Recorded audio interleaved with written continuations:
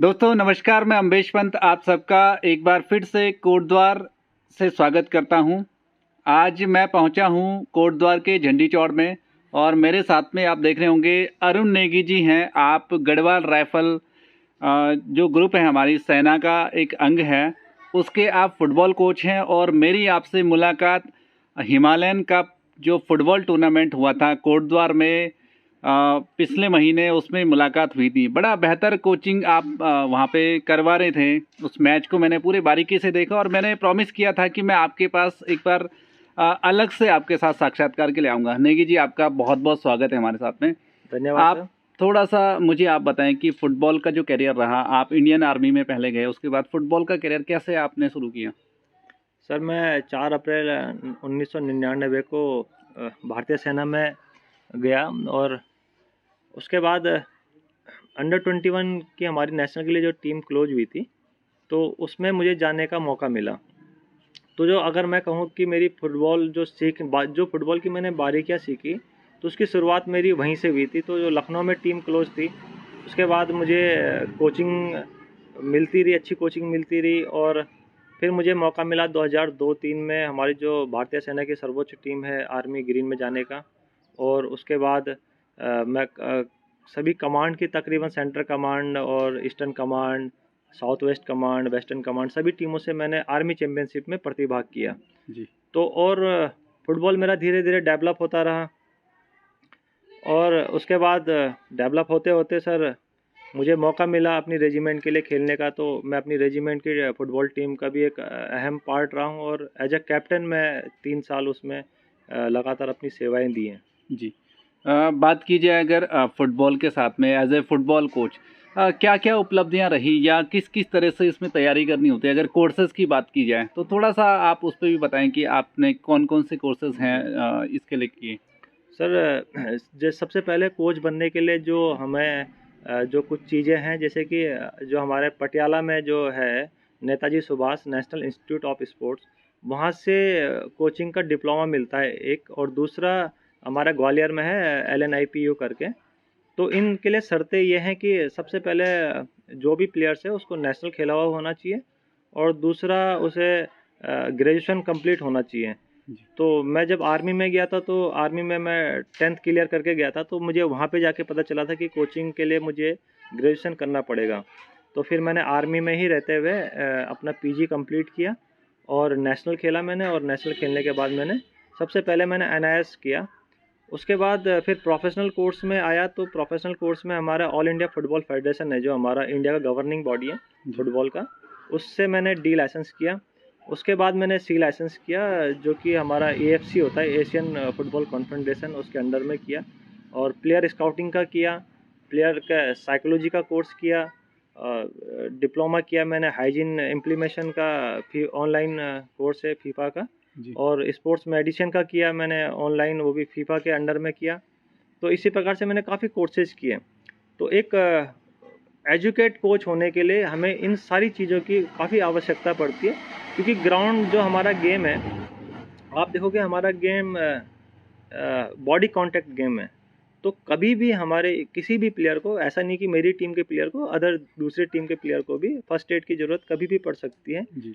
या हमारा player injured ना हो या इंजरी कम हो, उन सारी चीज़ की ट्रेनिंग हम कैसे कराएं, या हम अपने प्लेयर को साइकोलॉजिकली तरीके से कैसे बूस्टअप करें, हर समय बूस्टअप रहें, हमारे जो टीम मेंबर्स हैं, हमारी जो टीम है, उसका टॉप फॉर्म हम कैसे बरकरार रखें, इन सारी चीज़ों को इन कोर्सेज के थ्रू मैंने सीखा है। जी। एक चीज़ और बात करेंगे नेगी जी, कोटद्वार की अगर बात की जाए तो आगे क्या फ्यूचर है, प्लानिंग है आपका कोटद्वार को लेकर के, अगर फुटबॉल के बढ़ावे की अगर बात की जाए तो? जी, देखो, कोटद्वार में सर, कोटद्वार जो हमारा क्षेत्र है, अगर आप उत्तराखंड, पूरे उत्तराखंड का फुटबॉल देखोगे, तो बहुत कम जगहों पे फुटबॉल खेला जाता है। जैसे देहरादून में फुटबॉल खेला जाता है, जी। हरिद्वार में फुटबॉल खेला जाता है, पहले श्रीनगर में भी फुटबॉल खेला जाता था। अभी किन्हीं कारणों से वहाँ पे अभी ग्राउंड, मुझे लगता है कि रेलवे की ग्राउंड, जी, जी। तो वहाँ पे ग्राउंड है नहीं। पौड़ी में बहुत अच्छा फुटबॉल खेला जाता था, खेला जाता है। वहाँ पे एक हमारे NIS कोच हैं वहाँ पे, रवि जी, वो भी बहुत अच्छा काम कर रहे हैं। तो हमारे जो 13 डिस्ट्रिक्ट हैं, हमारे टिहरी में बहुत अच्छा फुटबॉल खेला जा रहा है। वहाँ पे हमारे जो सेक्रेटरी हैं बहुत अच्छा काम कर, पिथौरागढ़ में बहुत अच्छा फुटबॉल खेला जा रहा है। तो अभी अगर आप देखोगे पहले की बनस्पत अभी फुटबॉल बहुत अच्छे लेवल पे हमारा उत्तराखंड का आ रहा है। अब हम कोटद्वार की बात करेंगे तो कोटद्वार एक ऐसा शहर है जहाँ पे हमारे पास सारे संसाधन हैं जी। अगर प्राकृतिक संसाधनों को देखें तो जैसे हम ग्राउंड को लेकर बात करते हैं तो ग्राउंड हमारे पास एक स्वर्गीय श्री शशिधर भट्ट जी के नाम से राजकीय स्पोर्ट्स स्टेडियम है। जी। एक हमारे पास केमिकल का ग्राउंड है, एक हमारे पास मोटाढांग में मिनी स्टेडियम है, और एक ग्राउंड है हमारे पास किशनपुर में जो इंटर कॉलेज का है, और झंडीचौड़ हाई स्कूल में भी ग्राउंड है। तो ग्राउंड हमारे पास तकरीबन अवेलेबल है, लेकिन यहाँ पे जो कमी मुझे लगती है वो लगती है मुझे एजुकेट कोचेज़ की। तो अब उस ग्रास रूट पे कुछ लोग काम कर रहे हैं लेकिन पूरे कोटद्वार को हम कवर नहीं कर पा रहे हैं। तो मुझे ये लगता है कि हमें यहाँ पे कोटद्वार के अंदर जो कोचिंग जो बेल्ट है, हमारा जो कोचिंग का जो बेल्ट है, उसमें हमें बढ़ोतरी करनी पड़ेगी।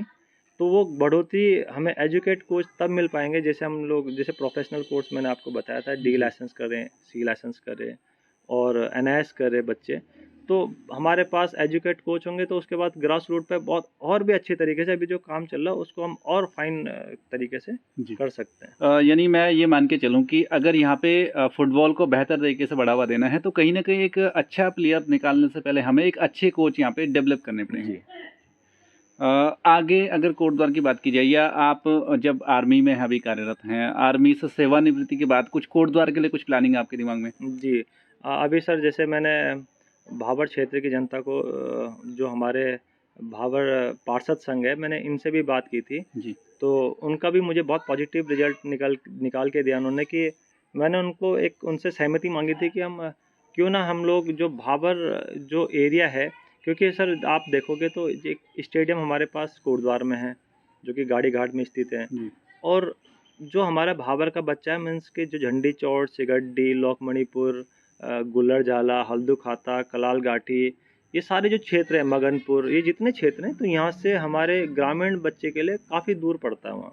दूसरा, ग्रामीण परिवेश में आज भी हम लोग आर्थिक रूप से इतने सक्षम नहीं है कि हम अपने बच्चे को वहाँ पे सुबह शाम कोचिंग के लिए भेज पाए, हालांकि वहाँ पे अच्छे कोच उपलब्ध हैं। और उसके बाद मिनी स्टेडियम मोटाढांग है, वहाँ पे कोच है नहीं, कोई गवर्नमेंट कोच है नहीं। तो फिर मैंने इनसे ये बात की कि हम क्यों ना यहाँ पे एक ऐसा क्लब स्थापित करें ताकि हम यहाँ पे हम लोग फ्री ऑफ कॉस्ट उनको स्पोर्ट्स की ट्रेनिंग दे सकें।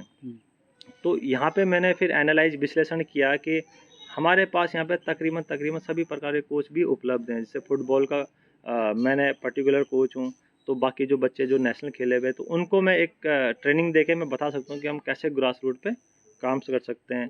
एथलेटिक्स पे साई के अंदर विवेक कुमार सती हैं जो हमारे सिगड्डी से हैं, और गोसाई जी हैं हमारे जो वॉलीबॉल कोच हैं। तो इस प्रकार से मैंने एक टीम बनाई है ताकि हम यहाँ के भाबर के बच्चों को, और भाबर ही नहीं, अगर कोई और भी बच्चा कोटद्वार क्षेत्र से भी कोई बच्चा इधर आना चाहता है तो उसको हम निःशुल्क उसको कोचिंग देंगे ताकि उसका जो क्वालिटी है और जो